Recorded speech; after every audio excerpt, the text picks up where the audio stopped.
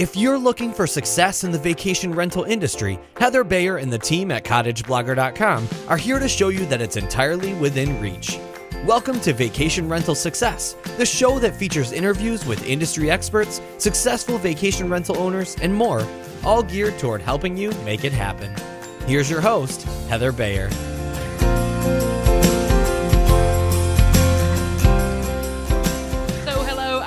Welcome to the 200th episode of the Vacation Rental Success Podcast. This is your host, Heather Bayer, and I have with me today my business partner and my son, Mike Bayer. Welcome, Mike. Hey guys, how's it going? And for our special 200th episode, we're actually recording this one. We figured it'd be kind of fun just to kind of do a little bit of video for this. And if you're listening to this on the podcast, you can head across to the show notes. It would be vacation rental. No, it won't. It'll be cottageblogger.com/VRS200.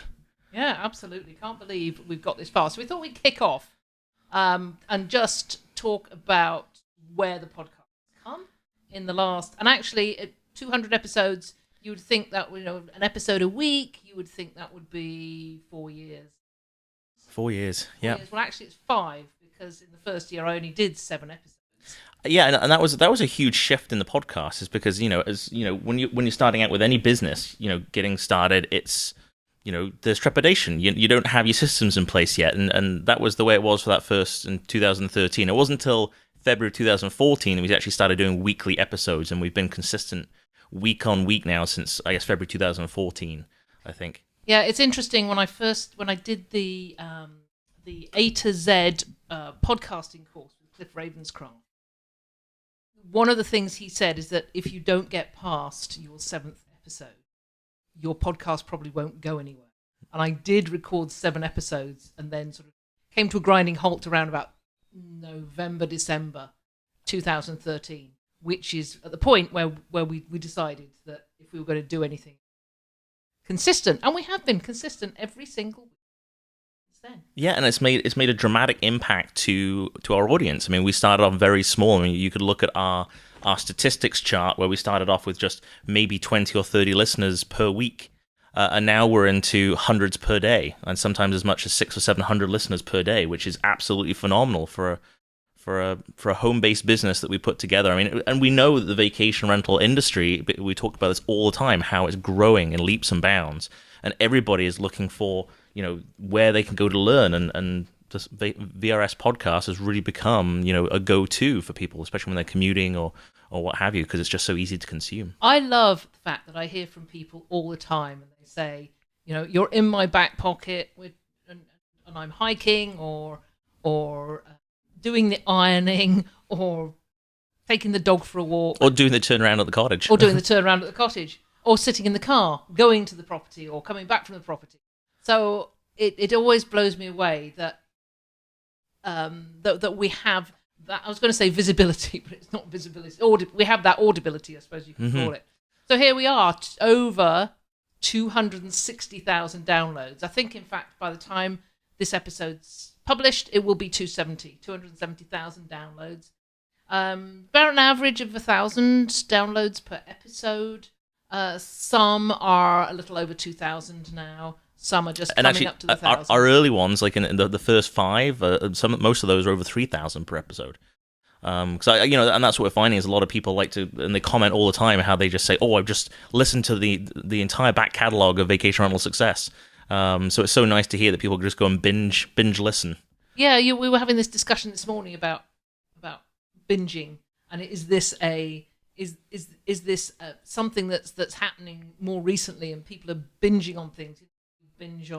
You binge watch a Netflix series. I mean, with Netflix series, of course, they publish the whole lot at once, so you sit and watch them all in one.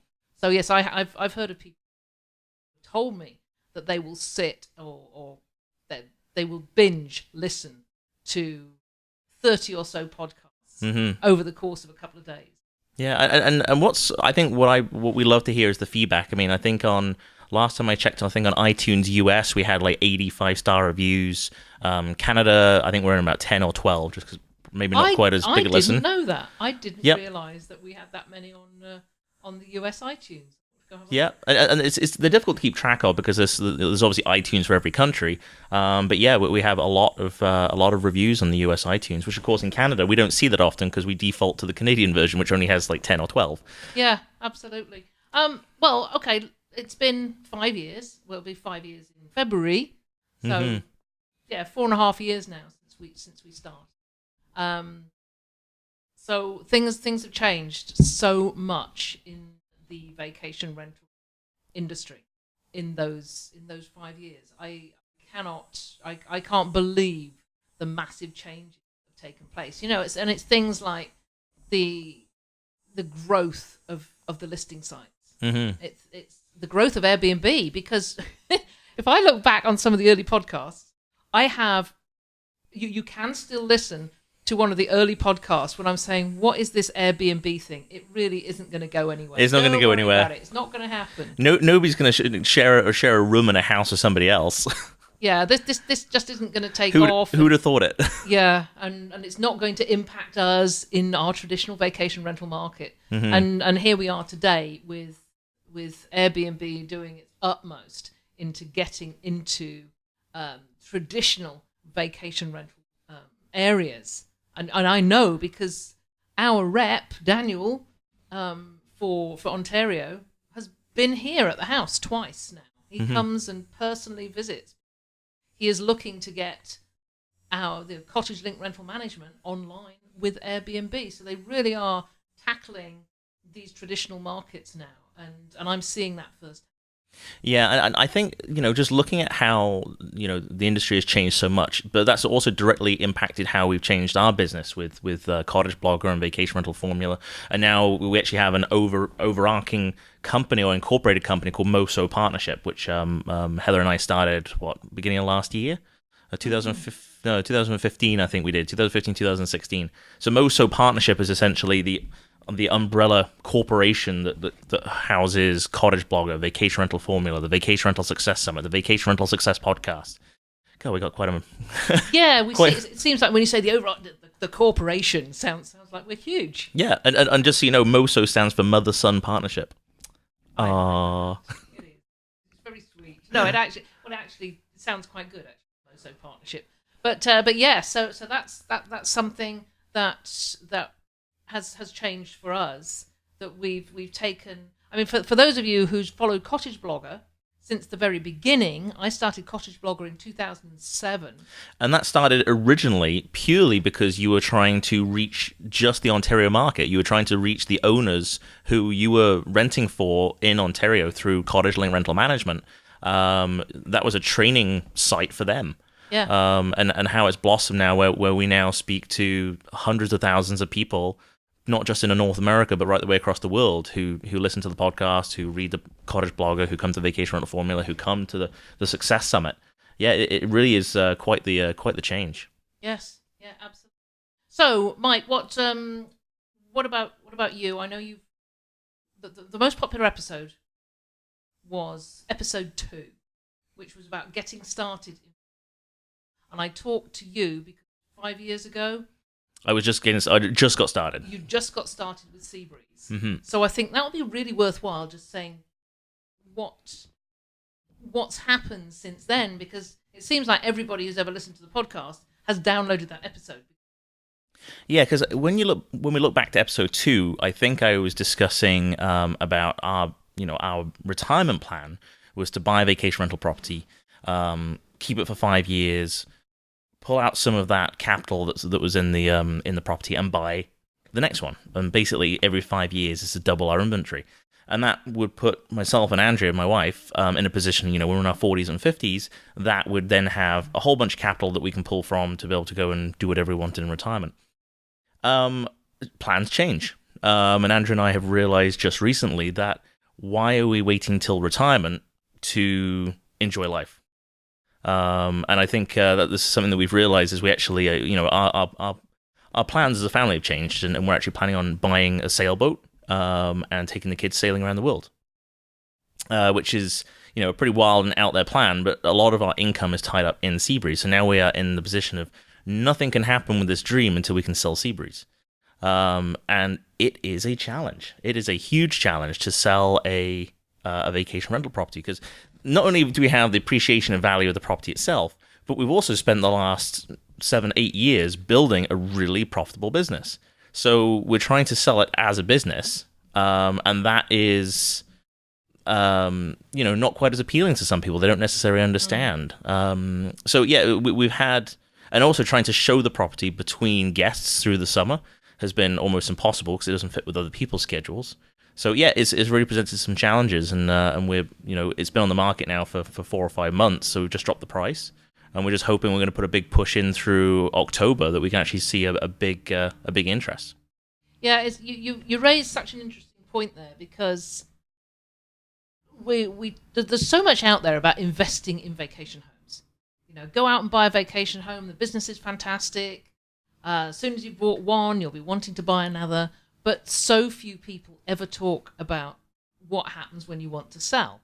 And I know from selling Osprey Cottage that it's not the thing, because a realtor's going to come along and give you current market value on the property itself. They're not taking the business aspect of it into account. So you think, okay, well, I'll go to a commercial realtor, and we'll talk to a commercial realtor, and we'll go into things like cap rates and create our portfolio of past business. And commercial realtors aren't interested either, because vacation properties are not in their remit. When they're calculating a cap rate, they're looking at other properties in the area that are selling, and they're looking at comparisons. And there are no comparisons, because the sale of vacation just is not top of a commercial realtor's mind, and it's definitely not at the top of an ordinary realtor. Now, maybe in markets like, in Florida, because we know when we've talked to Erica Muller, that she is one of very few realtors that I know that really understand the vacation rental market and understand the challenges of selling. So she is looking for buyers who are looking for a business to take on. So it's a business to business transaction. And I know what you've dealt with some of the people that have been interested in buying Seabreeze, is that they're not interested in the business aspect of it.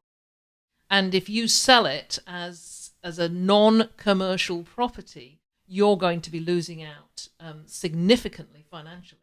Yeah, absolutely. And as well as that, you run into the challenges when it comes to things like the accounting side of things and the legal side of things. Is like, is the property we're selling, is the property actually a commercial business? Whereas it's not. I mean, the property itself is still just a property. But we're selling it as a full package. So for us here in Ontario, the distinction is the property is actually in our own personal name and is still a property that we use from time to time. And it doesn't fall into a very grey zone of us having to charge tax on the sale. We were actually incorrectly informed at the beginning when we first put it on up for sale that we'd have to do that. So it's a minefield, because nobody seems to have exactly the right answer. So yes, I would highly recommend, if I could go and do this again, when we first got into vacation rental, I would have had written down on paper exactly what it is that I would need to do if we needed to sell, because circumstances change. I mean, I could have got injured at work and lost a job, and we would have to, use that equity for other things. So you always got to, when we always talk about being prepared for the worst case scenario. I think this is one of those situations where you should be prepared, because you don't want to find yourself in that position where you're cutting your own throat to sell the property in a rush. And I've thought that maybe if I had kept better relationships with the guests who had stayed, and always keep them apprised, if you're interested in ever buying the place, and always keep them interested, keep drip feeding that. So at least then you almost have a captured market that you can sell to. And I have, we did email the past guests, and we did have 2 or 3 people who did come back to say, oh yeah, we're interested. But I think for whatever reason it didn't work for them. But yeah, it's been interesting times, that's for sure. Well, you make a great point about, and it's all about having an exit strategy. And for any business, when you start out, you've got to have exit strategy, have something in place. If the business is going to terminate, maybe it is because of a change in domestic circumstances, and you need to sell. It's like having an ordinary emergency plan. Mm-hmm. If you're down south, you probably have an emergency plan for hurricanes. So think of your exit strategy as being your emergency plan for evacuation. Mm-hmm. Have everything in place so that when you decide that you're going to sell, as we probably all will at some point, you know what you're going to do, how you're going to do it. And it also informs you, I think, for the process of your business actually going along, because if you've always got the end in mind, you will always have your account up to date. You'll always have your cash flow forecast up to date, so that if any time you want to sell, you've got that information ready to hand to give to. Yeah. I think it's just better preparation helps you with everything, really. It's just always trying to think of that worst case scenario, or in this case, it's not a worst case scenario. It is just this is a possibility, and our plans change so dramatically from building almost like our own property management company of multiple vacation rentals to no, we're going to delay. We're going to try and sell this and come back to it again in 5-10 years time. Mm-hmm. So yes, so it's. So if there's anybody out there who's interested, yes, in yes, it's for sale. It's for sale, and if you're in the States, the exchange rate is still pretty darn good to come buying property in Ontario. So check out the show notes, because that's a good point. Any opportunity. Yeah, I'll put a dirty little plug in the show notes. So if anybody's interested in checking out the Seabreeze sales page, you can go and take a look and definitely get in touch. I mean, Seabreeze is the most gorgeous. It's just a 2-bedroom, 1-bathroom property, but it has the most prime Lake Ontario waterfront that I think you could ever find. Mm-hmm. I mean, it actually has private beach, although Mike and Andrea quite happy for other people to use that beach. It is private. Yeah, you're actually buying a private beach. Yeah, they own to the waterline, wherever the waterline might be. Mm-hmm. So sometimes we've got a visitor coming in. For those of you who video, big black Labrador has just appeared, decided to join us. So yes, it is prime on Lake Ontario waterfront, and certain times of the year, from sort of mid to late August onwards, has a fabulous beach. Yeah, absolutely. Well, how about your properties? Because things have changed for you in the last few years too, in terms of your back catalogue. Well, yes. I mean, I've owned 7 properties in the past 10, 12 years, and I am actually down to just one rental property. That's Kingfisher, and that's got its own issues at the moment, because I was thinking I'd like to sell that, but we can't because of some severe erosion at the waterfront. Mm-hmm. And we have to get that fixed before we sell it. But that in doing that, in the fact that we have to do this waterfront work before we can sell it, has really got me thinking about a sales pack and what we would do. So yes, I have had an exit strategy in place before, but I'm certainly making sure I've got it for the next. So over the past 4 or 5 years, I sold Osprey Cottage, and we did a perfect exchange of Osprey Cottage. And I think my package was not that well thought out, and I did try a couple who were horrified at what I was going to be asking for. But in fact, the price we put on it we thought was very fair. It was current market value plus the value that we put on the business side. It was really 3 times the annual income. Now Ben Edwards call it oh dear, I'm thinking of the EBITDA. I know we're not editing this. Yeah. So it's going to sound EBITDA, I think, and it's It's everything before taxes. Yes. But I will put in the show notes exactly what that means. And I'll put a link to the one of the podcasts I did with Ben Edwards. Because if you're ever thinking of selling a property, Ben Edwards, he was the ex-president of the VRMA. And he knows sales of vacation rental companies. Mm-hmm.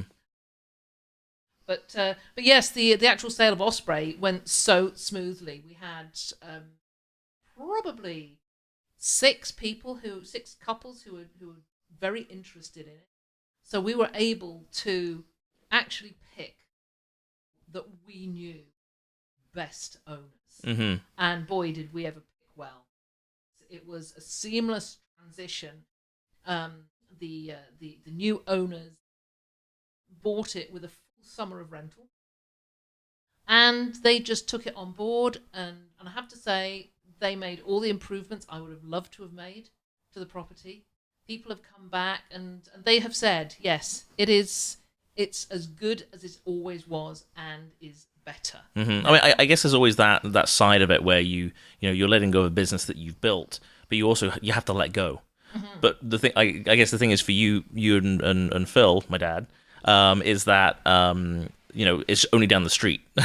Well, I know. I was walking down the road yesterday. I haven't actually set foot in the property since we sold it, and it is within walk. And Phil, husband, Mike's dad, still does some of the caretaking aspects of it. He looks after the hot tub, and he's there frequently. I have not brought myself to even set foot in it. Mm-hmm. And last night I was out walking the dog, and I was walking down Bowen Road, which is the road down to the cottage, and I always turn around and come back long before I get there. Yeah. And I don't know what it is. I love that. And not that I've got any regrets about selling it. I think it's a really good time. Mm-hmm. But yeah, you move on. You move on. So what else happened to my property management company? We made some massive.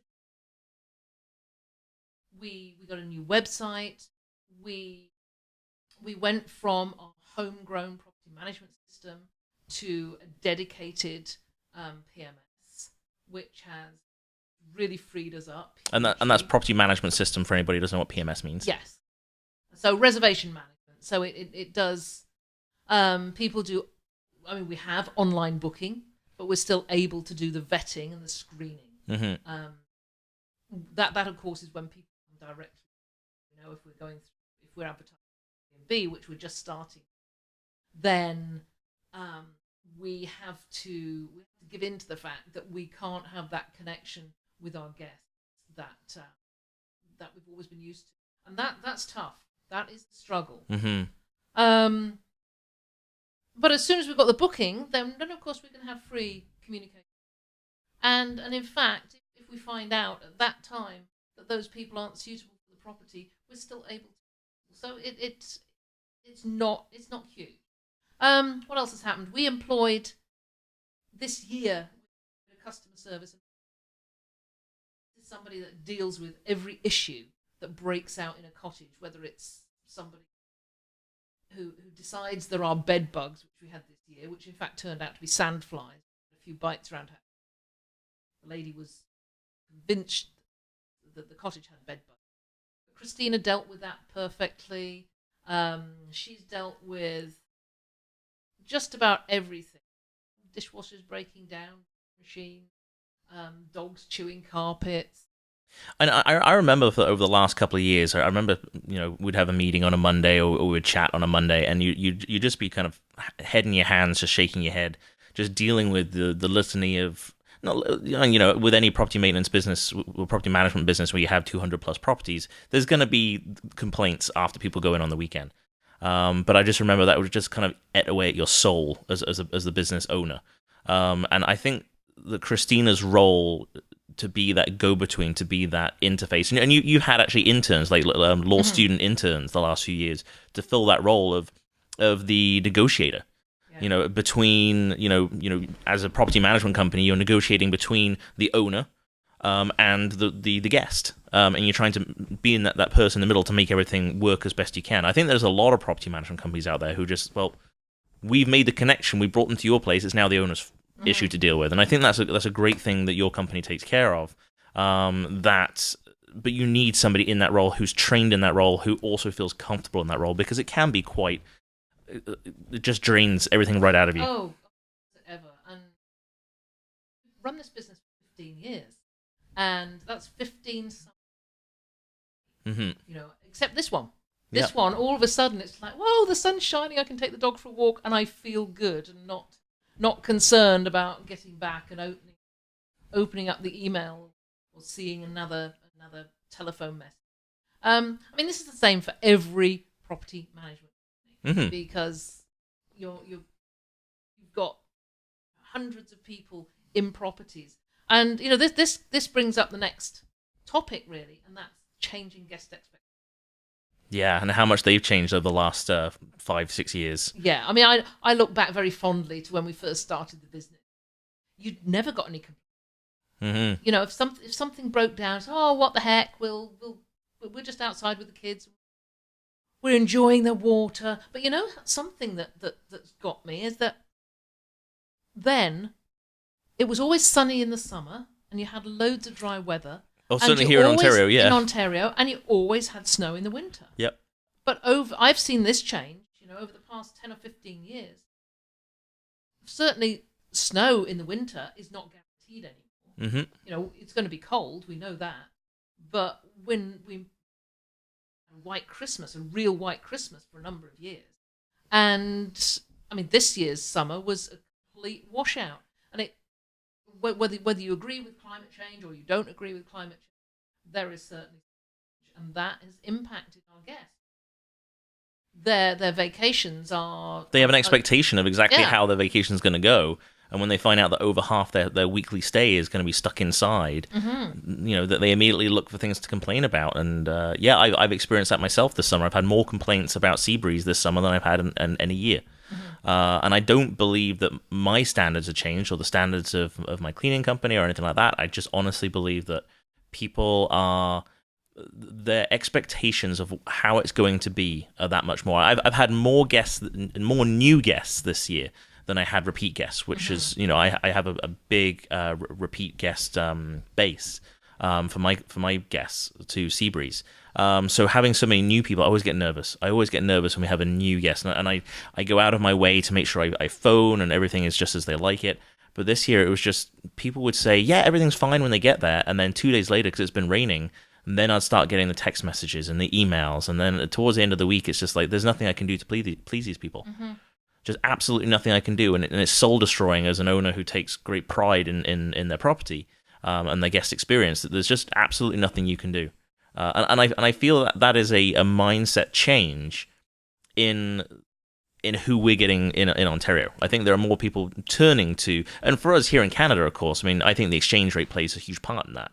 I think the exchange rate to the US dollar, because we're so much lower than we used to be, we have a lot more people who would normally travel overseas or certainly head south for a summer vacation, are now staying close to home, and they have certain expectations of a 4 or 5 star hotel that they can't necessarily get at a vacation rental. We do our best, but we just can't always maintain that. But I'm hearing this. You say in Ontario, but I'm hearing this right across the board, across not just North America, but other parts of the world as well. That elements of complaint are growing. People are complaining about such minor, and they're using it as an. And I mean, maybe probably to do with the growth in vacation rentals overall, so there's a higher percentage of people using vacation.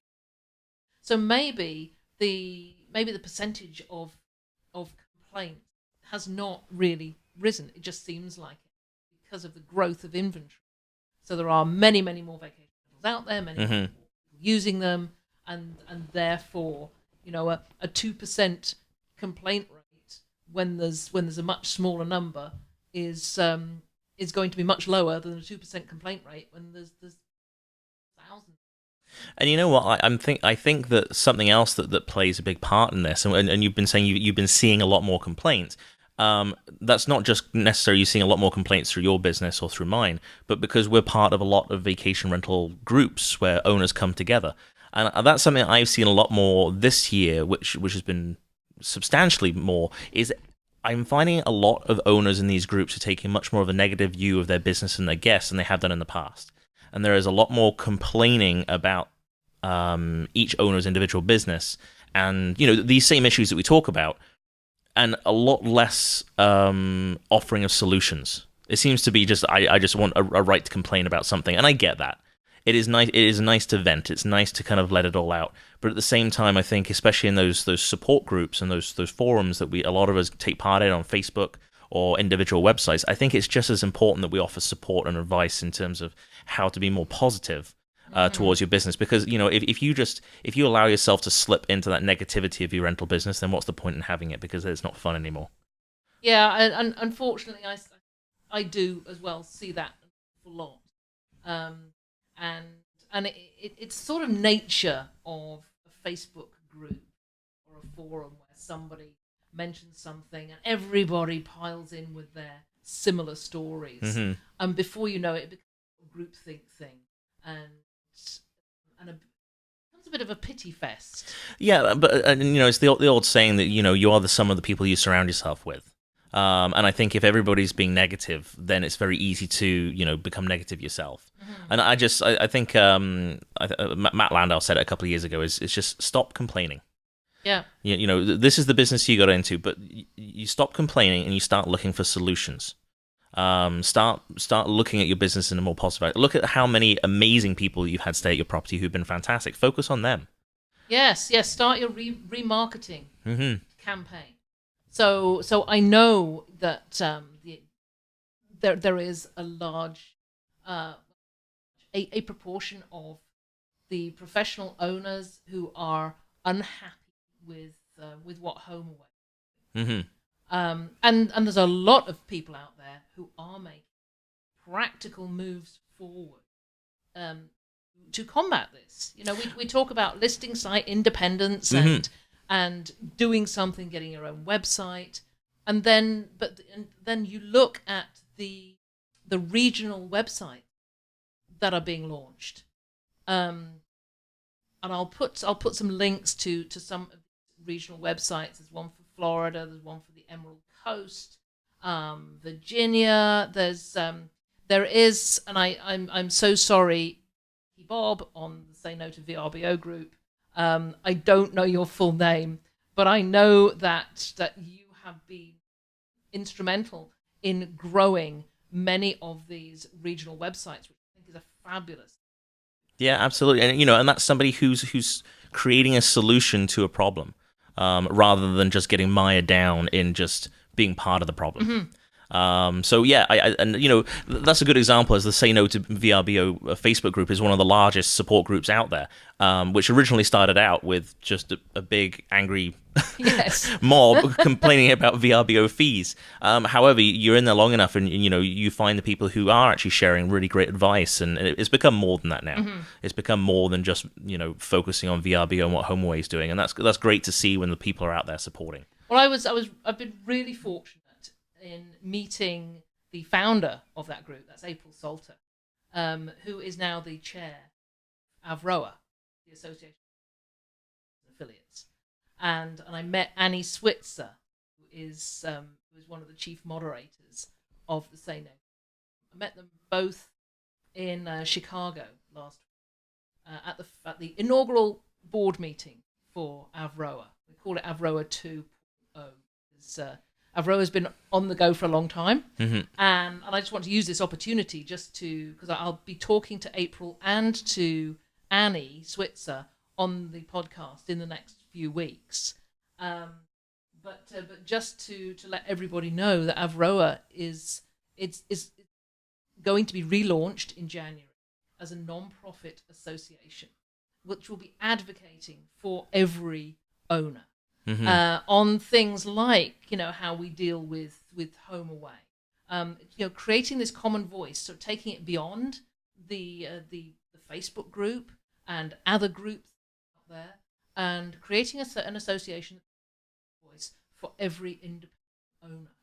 So it's fabulous that April's taken on the chairmanship. It's fantastic to see Annie there in her role as chair, co-chair, in fact, of the membership and marketing committee. Jason Beaton, of course, our friend Jason, being the other co-chair. And it was just great to see what everyone's been talking about on Facebook groups taken to this sort of level, which will eventually become a true association that supports independent owners and small property managers as well, because I'm on there as chair of the education committee, and we've been talking equally about the small property managers that perhaps aren't as well represented in organisations like VRMA. Yeah, no, absolutely. I think this is definitely a step in the right direction. I think for the whole industry is Avroa taking this kind of role because somebody needed to. Because we did have the short-term rental advocacy groups a few years ago, but they were very focused on that particular part of the vacation rental business. And I have found that many of them are just they're very insular in terms of they're very geographically centered. Whereas I think Avro will be a great voice for the industry in all aspects. Oh, absolutely. I mean, the day we had in Chicago was we separated out into different committees. We talked about what value we can bring to owners and small property, and what they'd be looking for. And this is not Avro is not going to be another listing site. Owners websites and properties are going to be represented on there in some format. We haven't decided how that's going to be, but the listing element is not the important.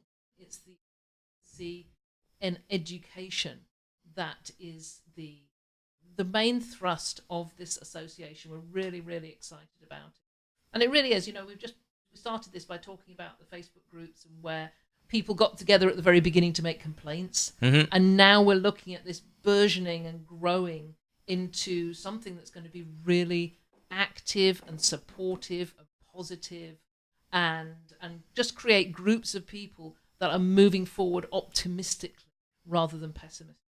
I think that's where I'm beginning to see the biggest changes in this industry is when people actually come together. I mean, community has become such a massive part of the vacation rental industry, and we have, we have the Facebook groups, we have things like Avroa, we have the conferences like our own conference, the Vacation Rental Success Summit, which we get to see firsthand the networking and the collaboration and the ideas and the problems and the solutions. Everything comes together in the hallways of those conferences.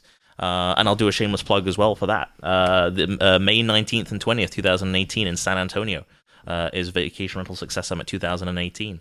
So actually, when this episode goes live, you'll have a few days to take advantage of the super early bird tickets, which right now are $497. And this is the best time to buy. And we're already securing some speakers, and I can announce, I think, on this episode right now that we do have two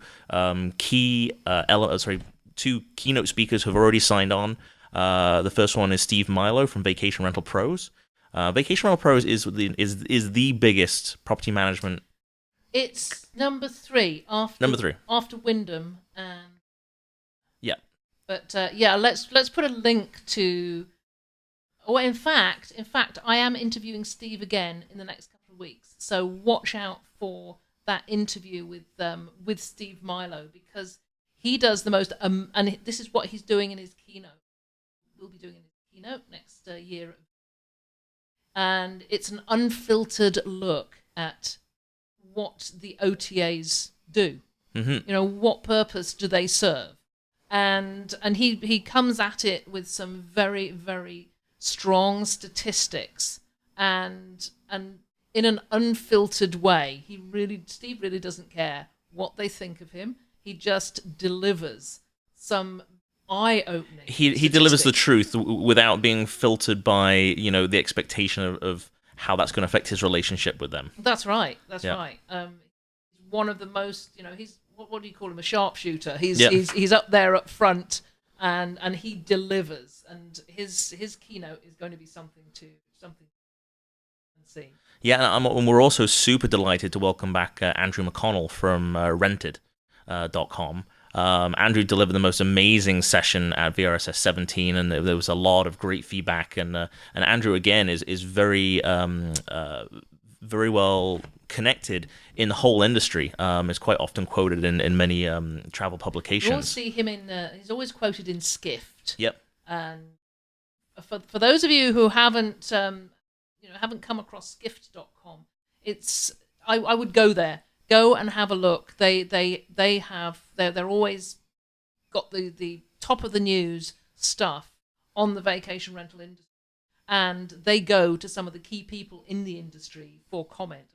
It's right up there. Yeah, so we got those two guys signed on and guaranteed for sure to be there, and we have more and more. We have about 4 or 5 others in the pipeline right now, which I don't want to announce just yet. But yes, definitely take advantage of this super early bird price right now, because as of midnight on September 30th, that price goes up. So you don't want to miss out on this price, because it won't be this low again. And if you're concerned because we haven't announced much in the way of speakers yet, please don't be, because we are bringing you the absolute best, as we have done in the last 2 iterations of the Vacation Rental Success Summit. You can be guaranteed of hearing from the best experts in the world of vacation. And the main thing is, and this is something that we pride ourselves on, is we don't allow people to speak based on how much money they give us for sponsorship or something like that. We've never built our conference based on this. We also do not share our email lists with our exhibitors, which some exhibitors kind of find a little shocking. But the thing is for us, it's the integrity of our attendees. We want to make sure that they come, they get the maximum amount of learning, and they're not exploited just because they decide to show up and pay money to be there. So we really love our attendees, and I think our attendees love us too, because we've had a lot. I think we've had a huge return rate from 2017, so we're super excited for VRSS 18, again, May 19th and 20th in San Antonio in Texas. San Antonio, Texas. Yes. Yeah. Lovely place to be. Okay. What else do we want to share that's happened in the last couple of years? I think changes for us in the business. I mean, we were talking about Cottage Blogger. I mean, Cottage Blogger evolved dramatically, and Cottage Blogger is now the official blog of the Vacation Rental Formula.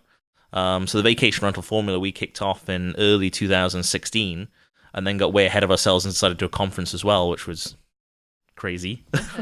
But the Vacation Rental Formula is still going strong. We have a really great, again, we have our own private Facebook group for Vacation Rental Formula members. But VRF was founded on the concept of owners need more training. And I think we were talking earlier that there had been a comment on Facebook that you don't need education to do this business. You can just learn it as you go. And there's truth in that. Yes, you can learn as you go, and that's your choice. But you're going to make a lot of mistakes and a lot of errors on the way. But there are a ton of really good educational resources, and that's something that Avro is going to be doing too, is looking at who is out there educating right now. And for us with the Vacation Rental Formula, we put together some great action plans that cover, walking you through step by step how to set up your terms and conditions for your property, how to create, how to use Twitter for your vacation rental business, how to create an emergency planning is one of my big things. 'Cause, working in a company where somebody can call and say we've got bed bugs, we have to have an emergency plan in place to deal with that, whether they do or not. We have to get that plan going. We have to have a plan if there's power outages for any length. So we did a quite a lengthy, what we call an action plan on how to set up your own emergency plan, how to think about what possible emergencies.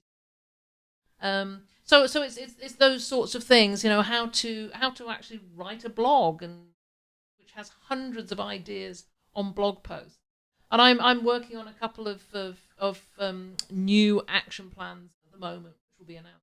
And then we've had we've launched 2 major courses as well. We had Real for VR, or Real Estate Advanced Learning for Vacation Rental, where we're trying to teach realtors how to become more involved and more attuned to the needs of vacation rental owners and vacation rental property managers. Like if you're looking to sell I need a realtor for my property who's been through this course in terms of how to package and sell those properties, as well as how to find the right properties for your buyers. Yeah. So we're going to be relaunching that in early 2018, along with the second iteration of Vacation Rental Marketing 2.0. Which we just completed through July and August, and we had some amazing feedback. We had 7 weeks worth of content, and everybody says they need to put down the fire hose for a little bit and just drink from a glass because it's so much information. But what's great about these big courses that we put together is you have lifetime access to them, so you can come back, do a little bit at a time, or you can follow along and just muscle through. But the education side, and this is what you and I love, because we're both educators at heart, as we have been for decades. I've been teaching. I was teaching, I think, as early as age 12. I was an Army cadet instructor, and you've been a business management instructor. And well, I run a training company. For 5 years in England, a management training. So, yeah, the actual this is something that I can get on my soapbox. Very, very briefly. And this is something that I think people really need to think about when they're online looking at all these pop-up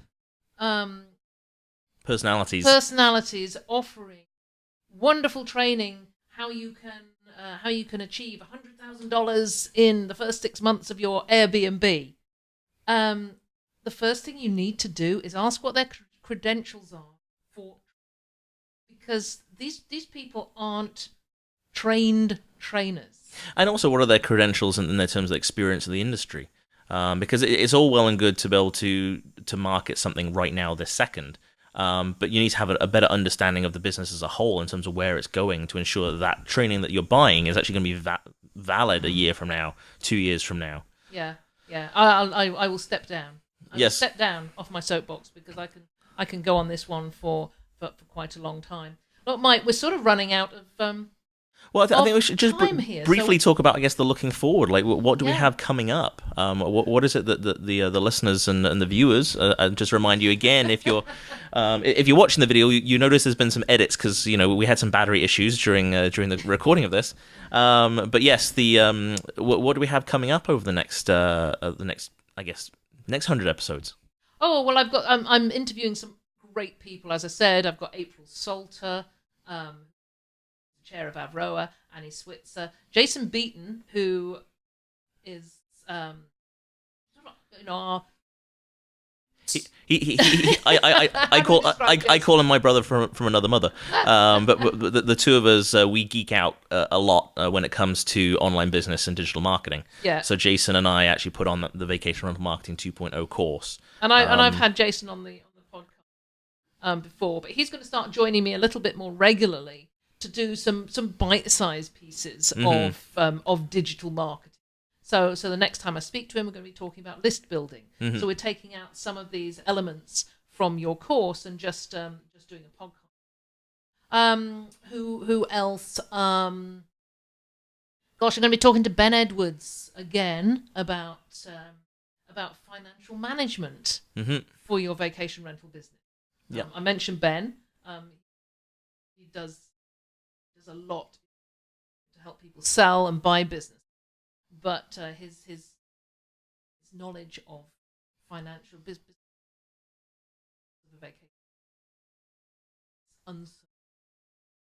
I'll be interviewing Matt Landau again. Now Matt is really moving ahead with his TV show. Mm-hmm. Yes. TV show. So I'll be interviewing him after he goes on every trip, like I did after he went to Spain and Italy. So there's a lot coming up. But as I said on the last episode, I really want to hear from you, the listener, as to what you find most interesting, what you'd like us to talk about. Do you want Mike and I to get together more often? Do you like the solo episodes? Do you like the interviews? This is only successful as long as we are delivering what you, the listener, wants. Yeah, no, absolutely, and I think we don't ask as often as we probably should for comments. So we do have some pretty regular commenters on the show notes, And that's where you go to leave a comment. So if you head across to cottageblogger.com, you can search through all the show notes are right there on the front page. You can just scroll down per episode number. If you can't find it immediately, you can just go in the search bar in the top right hand corner and just type in VRS, whatever the episode number is, 002, and that'll take you straight to the show notes where you can actually leave comments. And as soon as those comments are left, we get an update so we can get back to you and answer that. But it's really important to us that you let us know what it is that you love and don't love, who you'd like to hear on the show. We've seen a lot of comments from people who do the vacation rental success stories. People who had their, just talking to everyday owners successful owners. Mm-hmm. Yeah. So please leave the comments. Also, again, if you have not taken the chance to do so, it does help us a little bit if you head across into iTunes and leave a review for us there. You actually have to be logged into iTunes within the app on your computer or your smart device. So if you have any issues or any questions on how to do that, you can ask us that as well. But aside from that, I think that's all we have for episode 200. I think so. I'm very excited actually at moving into 200 to 300. I mean, I am looking at the 500,000 downloads. That's our next target, and I'm thinking we can probably make that in a lot shorter time. I think we'll be there before the end of 2018 for sure. Yeah. As the audience grows and the more you guys are willing to share our episodes, and that's another thing that helps us. If you go to the show notes, at the top of every show note is the opportunity to share the show notes with other people. And yeah, the more people that we can get onto into the audience, the better. And it just helps more people with their vacation rental businesses. Yeah. And as ever, if you've got any questions for me, you can email me directly at heather@cottageblogger.com. I read every single one that comes in.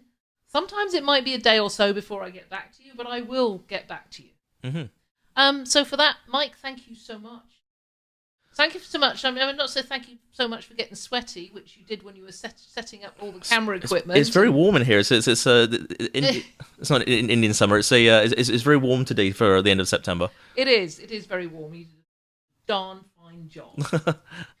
Okay, well, thanks very much. Episode 200 is done. Awesome. Thanks, guys. Thanks for listening. This episode of Vacation Rental Success is over, but don't worry, Heather will be back soon. Want more great resources? Visit cottageblogger.com for tips, tricks, downloads, and strategies to help you achieve profit from your vacation rental business.